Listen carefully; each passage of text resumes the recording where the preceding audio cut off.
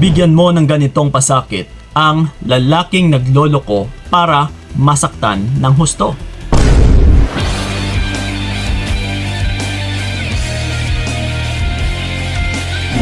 Yon. Ito mga utol, actually, medyo masakit din ito, no? Kapag nasa situation kayo na niloloko kayo ng partner ninyo ng mga lalaki. Na harap-harapan na kayong niloloko, no? Na inaapak-apakan or iniiputan. So, ito ngayon, paano natin bibigyan ng pasakit yung taong nagloloko? Well, kung nasa situation ka man sa ngayon na niloloko, na merong third party or merong kinakalaguyo yung partner mo, then parang para po yung video na ito sa inyo. So unang sa lahat, paano ba natin bigyan ng pasakit yung lalaking nagloloko? Para masaktan din ng husto. So ito ngayon mga utol, once kung hahayaan lang natin ito, do you think masasaktan yung partner mo na lalaki? Na yung tipong at the same time is meron siyang other woman at saka meron ding ikaw. Ipinagsasabay. Pagdating kasi sa lalaki, kung hahayaan mo lang ito, no, is bakit hindi pagdating sa amin? Na dalawa kayo, ipinagsasabay ko, halimbawa ako, na meron akong bago, meron akong third party, and then meron pang ikaw. Kung walang nagre-reklamo, pagdating sa akin is, ayaw pa ba ako? Uy, bakit hindi? Mas okay na to. Walang nagre-reklamo. Walang gumagawa ng consequences para sa akin. Yes. So, do you think masasaktan yung isang tao or yung lalaki? Or masasaktan ba ako? No, kung hindi ka nagre-reklamo, syempre hindi. Ikaw ito yung tanging masasaktan at saka masasaktan. And, isa pa nga is, kapag mararamdaman ng partner mo na lalaki, na yung tipong wala kang magagawa kapag niloloko ka na, do you think masasaktan yung partner mo na lalaki? Syempre hindi din. Kasi tatatak lang ito sa isipan ng partner mo na lalaki. Kita mo kahit niloko ko na siya is wala naman palang magagawa to eh.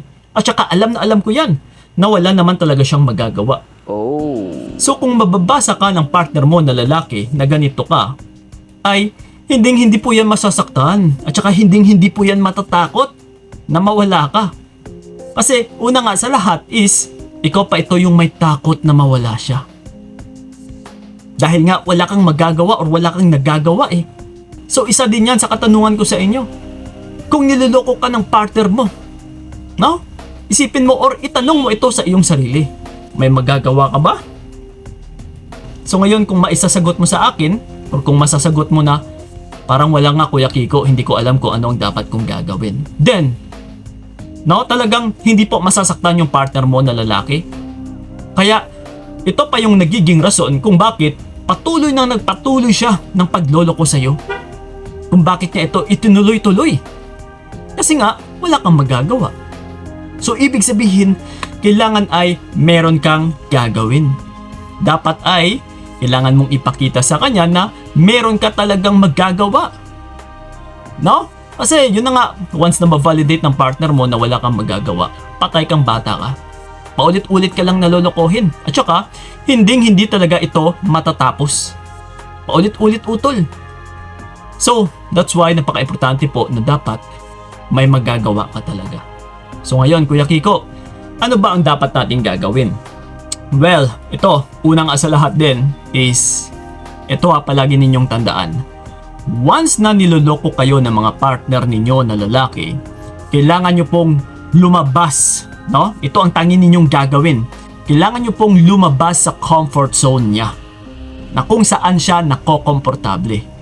Na kung saan kasi siya nakokomportable is, dyan po yung kaligayahan niya. Dyan siya natutuwa, dyan siya sumasaya. And kapag pumapasok ka sa comfort zone niya, na binibigyan mo siya palagi ng kampante, na isa ka sa nagiging dahilan kung bakit din siya nakakampante is mas lalo po yang liligaya na kahit meron ng other woman. Ibig sabihin, hindi mo siya mabibigyan ng takot, hindi mo siya masasaktan, na hindi mo siya mapapahantong sa pagsisisi.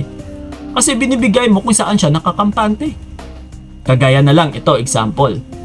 Biruin nyo, may other woman na nga siya, pero at the same time, no, nakakauwi pa rin siya sa inyo, nakakausap ka pa din niya, nakakausap niya pa rin yung anak ninyo, no, inaasikaso mo pa rin siya, nilulutuan, no, naghahain ka pa ng mga pagkain, pati yung pagkain mo, hinahain mo pa sa kanya, bukang-buka ka. No, and then yun na nga, nagagalaw ka pa niya sa gabi. So kapag ganito, comfort zone niya po ito. Ibig sabihin na kung ano yung gusto niyang mangyari, and then nakakamit niya pa rin naman, nakukuha niya pa rin naman na kahit may other woman na siya, na kahit harap-harapan na alam mo na meron na nga siyang other woman, and then still binibigay mo pa rin sa kanya, wala. Hindi mo masasaktan talaga yung lalaki dito, utol. Yes! No? So ngayon kung gusto mo makamit na para masaktan din siya, yung tipong hindi lang dapat ikaw yung masaktan kundi dapat bigyan din natin siya ng pasakit. So paano mo ngayon makakamit ito? Na kung ikaw mismo, no, pumapasok ka sa comfort zone niya, binibigay mo kung saan siya nakokomportable. Yes! So ibig sabihin, kailangan mong lumabas doon. Sa kung ano yung mga kagustuhan niya, kailangan mong lumabas, kailangan mong umiwas. No, balik na rin lang natin na Kuya Kiko, gusto niyang makipagtalik sa akin, so ibibigay ko ba? Syempre hindi! Huwag mo ngang ibigay kung saan siya nakokomportable. Sa pag-aasikaso, sa pag-aaruga, na nandiyan ka pa rin, nakakausap niya pa rin ka, nakakausap niya pa rin yung anak ninyo. No? So, kung ganito utol, hindi talaga mabibigyan ng pasakit yung partner mo na lalaki. So, kung balik na rin natin, dapat is hindi kanya nakakausap, hindi kanya matatalik, walang nag-aaruga sa kanya, walang nag-aasikaso. Kumbaga pa, ito yung binibigay nating consequences. Pareho na rin sa anak mo. Na yung tipong hindi niya na rin makakausap yung anak niya. Na kailangan utol is, ito yung magbibigay sa kanya ng pasakit. Na kapag pagdating ng araw, no, na mapapaisip, kailangan is ipahantong natin siya na mapapaisip siya. No, na ma-realize niya na ito pala yung kapalit. No, kapag meron akong other woman, kapag ituloy-tuloy ko pala na makipag lampungan sa babaeng ito, nasasama ako sa other woman ko, is ito pala yung kapalit. Nawawala pala yung anak ko, nawawala pala yung asawa ko, nawawala pala yung jowa ko, hindi niya na ako inaaruga, wala nang nag-aasikaso sa akin, at saka hindi ko na siya magagalaw. So ito pala yung kapalit. Ito pala yung resulta. No, nawawala na pala yung pamilya ko. Yes. So, dito natin siya masasaktan. Ito po yung magbibigay sa kanya ng pasakit. Versus nga doon kanina sa yung binibigay mo is kampante, pumapasok ka lang sa kampante niya, sa comfort zone niya. Versus nga dito, no, na lumalabas ka, hindi mo binibigay yung lahat ng kagustuhan niya. So ngayon, matatakot siya, masasaktan siya. Uy, hindi ko nakukuha yung gusto ko . Yes, meron nga akong other woman, pero parang may bumabawas. Parang may umaalis. Parang may tumatalikod. Yes. So ngayon, bukod sa masaktan siya is, mas lalo din natin siyang matatakot dito. Oh. Mas lalo siyang matatakot, utol. Na uy, teka lang, umaatras na yung isa. Bumabawas, so parang wala na akong mababalikan someday .